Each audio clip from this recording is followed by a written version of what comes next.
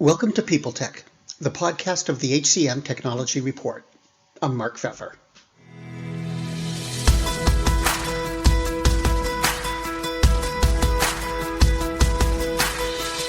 Today, my guest is Nico Simko, the founder and CEO of Clair.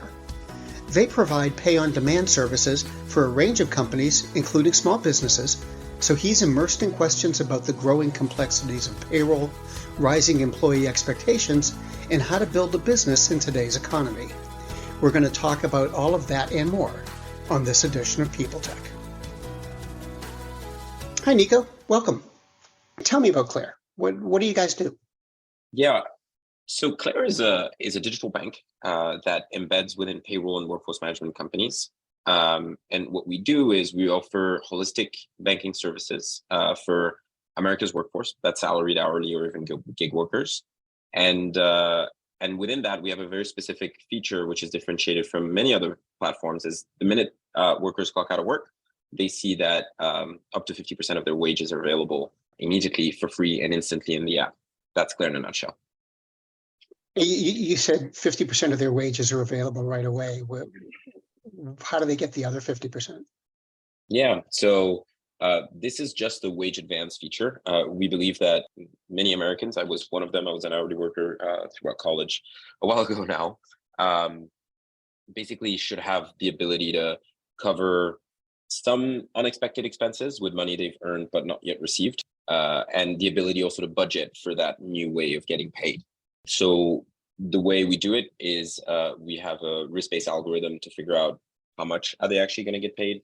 Sometimes you have allocations and things that happen that decrease actually how much your net pay is. And so typically we do 50%. We can go up to 100% for certain of our partners, but typically it's 50% of their expected net pay. So they get the remainder through the app, or does it just go into their bank? It just goes into their bank. So Clair is the primary bank account for these customers. And so the rest of the money they get as a paycheck on a regular pay cycle by their employer. Okay. So could you contrast your approach with, say, Daily Pays or Paylocities? Yeah, of course. So Daily Pay, PayActive, other providers, I think they've done a great job going through mostly enterprise customers and convincing their HR managers to add a feature into their HR tech stack. The main differentiation there is they require that the repayment of the advances go through the payroll process.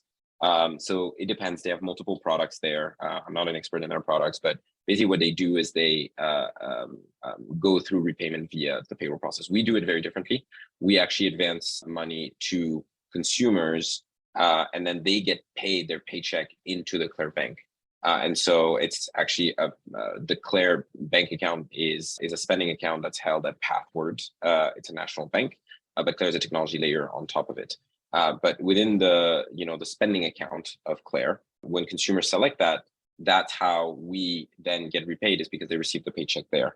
The differentiation is massive, is that allows us to go down market, but also target enterprise customers that are what I would say a bit more reluctant to having to do any payroll work. Payroll is a tricky job, and especially if you're in a larger enterprise, because you have multiple states, you have multiple type of different employees and different requests at that level. So removing that headache of having to do any sort of reconciliation, even if the setup will take a week or two, is a big sales point for the Clair product. Do you have partnerships and integrations with HR tech companies? Can you tell me about your program and how that works? Of course. We have about 14 different HR tech partners. We cover over 10,000 employers now. Over 50,000 workers in the United States use us actively. That ranges from, we principally have two types. It's either workforce management systems, so that's from time and attendance to scheduling. And then we have payroll partners, and then that's PEOs and classic payroll providers.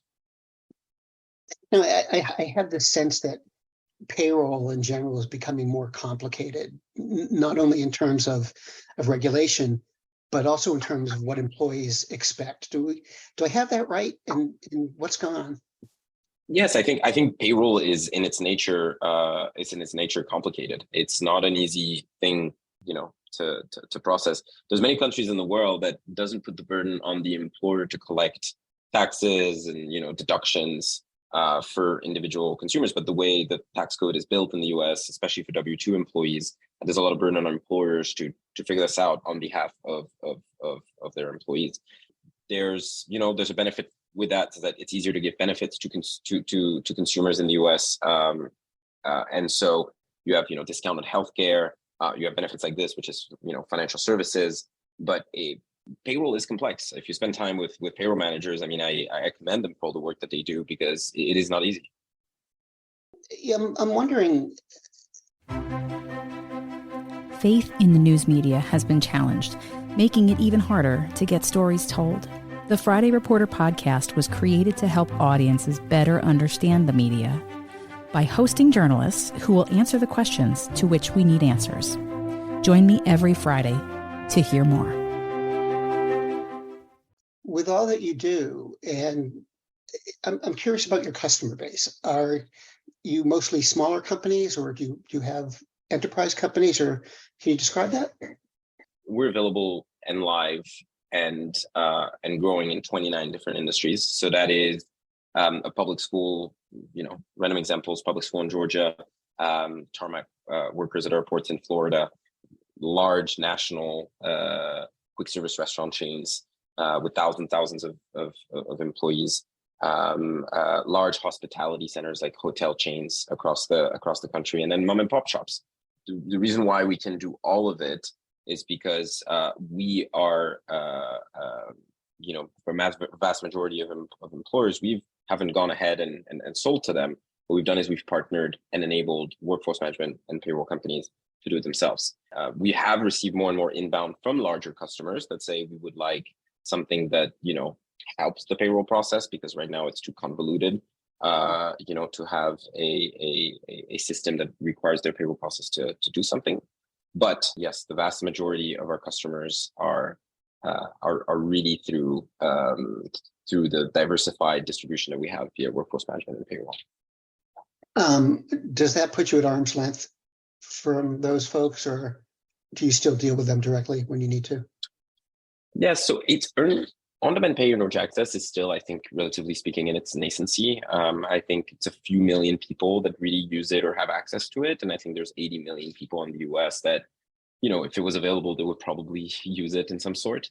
And so I would say 90% of our market, we don't really encounter any of the previous players. That's just because of the sheer size of the market. And that's also the case for most financial services products. Financial services has never been a winner-take-all market. It's always been pretty divided. I don't know how many banks there are in the US. I think it's in the thousands. Some are, state chartered, some are national chartered. I don't think that there's any restrictions in terms of market size here. I wanted to ask you about the economy. It seems unsettled right now. It seems like a lot of people just aren't quite sure what's going to happen. How is that impacting both your business, but also your business planning? I think for our business, we cater to America's workforce, which in times of, for example, high inflation, which we've gone through, which was one level of uncertainty we've lived through. I think we've seen our product help customers, and therefore we've seen increased adoption. One particular example I have of that is gas tanks started putting $80 holds on cards where people had only, $50 or $30 to pay for gas. So they needed actually to use wage advance tools just to cover the block that these gas stations would put temporarily. The business cycle then has changed towards, hey, inflation is now lower. It's half of where it was probably at the beginning of the year. But it's still, 4x higher than where it should be to some standard. And so I think with the Fed, raising rates, I think there's a lot of to your point, uncertainty about the market. I don't think that this has necessarily affected the employment markets yet. That doesn't mean it's not going to for the rest of the year. And so I think that level of uncertainty is putting a lot of stress on day-to-day workers. And so for us at Clair, the really big focus is to build products that will relieve some of that financial stress. The word Clair comes from French, which means clarity. And the reason why we call it this way is because we want the product to be built in a way that gives full financial transparency to our customer base. And so we're going to keep investing in this. We're going to keep hearing from our customers what kind of products they want. One of our latest products that we've invested in actually was driven by kind of this level of uncertainty that we're feeling, is the level of stress that people had around finding an ATM. It's one thing to have free ATM access for an application. Another one is how much clarity you give around it. So we built an entire ATM map. And what we realized is that our customer base felt most secure and felt less financially stressed having this. So that's number one. I think for us internally, we see this as a really big motivator for the whole team to keep working where we're going, and our investors are also behind us to keep pushing. So my last question is, one of the things I picked up on recently, reading the news, is there seems to be more and more talk about regulations on services like yours. And so why do you think that more jurisdictions are looking, and how will it impact Clair? It's a great question. I think it makes sense that states in particular are looking at regulating earned wage access. I think the position of most, if not all, earned wage access providers has been, this is not a typical form of lending, and therefore, lending laws don't apply to us. This has been a stance by many. The idea is what is the alternative for consumers? It's probably payday loans, and so this is a better solution. So the law should help these providers, not stop them. But I think what regulators are saying is, yes, that's potentially true, but we just need to make sure that this doesn't become excessive. I think Nevada just enacted a law about a week or two ago that kind of guides how an earned wage access program should be built, which is great, because the last thing that a technology company wants is regulatory uncertainty. It's easier to just know what the rule is and just apply for any licenses that are required. And so what I think we're going to see over the next, few months is more states taking that stance. I think it's required.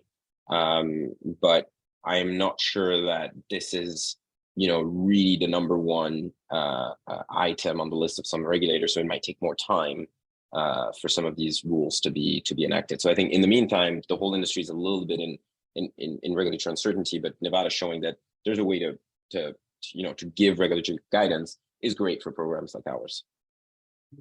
Nico, thanks very much. It was really great to meet you. It was great to talk with you, and I hope we can do it again sometime. Oh, of course. Thank you so much, Mark.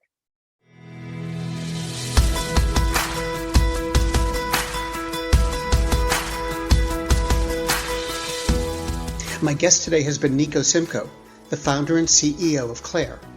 And this has been People Tech, the podcast of the HCM Technology Report. We're a publication of Recruiting Daily. We're also a part of Evergreen Podcasts.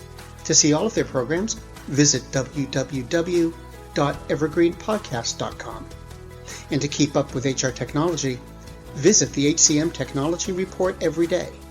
We're the most trusted source of news in the HR tech industry. Find us at www.hcmtechnologyreport.com. I'm Mark Pfeffer.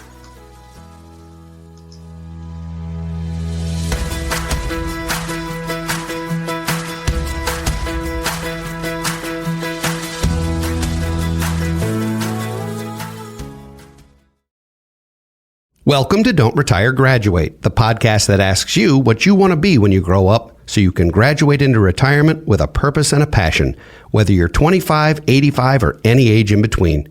Gain actionable financial and mindset tips from your favorite authors, podcasters, and influencers to help you reach that exciting next chapter.